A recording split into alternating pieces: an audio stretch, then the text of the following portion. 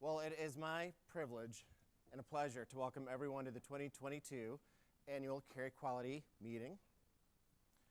This is my first business trip for probably about 3 years, and maybe for some of you as well.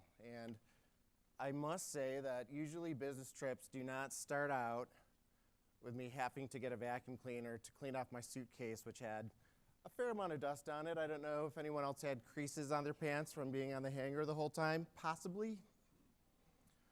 We've got over 150 people in attendance today. And over the course of the next couple of days, we're pretty much sold out. The size and the diversity of everyone showing up really shows how important interoperability is. We have representatives from more than 20 implementers here today. We've got folks from health plans, from HIEs, we have provider groups, hospital groups, we have consumer groups. It's really a pleasure to be with everyone who's like-minded. Let's see what our friends at Carequality have planned for us today. So let's see if I can work the button. Is it just the button? It's been 3 years. One of these buttons is going to do magic.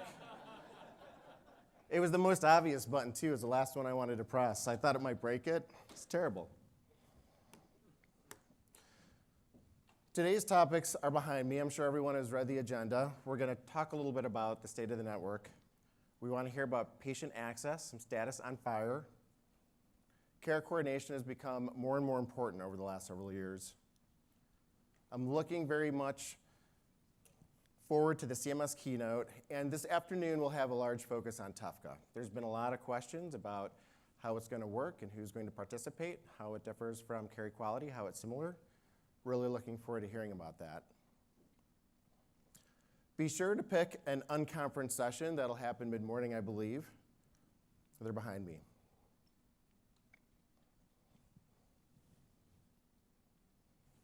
A special thanks to our sponsors. I hope everyone attends the reception at 5 p.m. For me, it demonstrates, especially being from the West Coast, that it is really 5 o'clock somewhere. It's going to be seemingly a little bit earlier. Many of us are here just long enough to get almost acclimated to the time zone and then to go back home.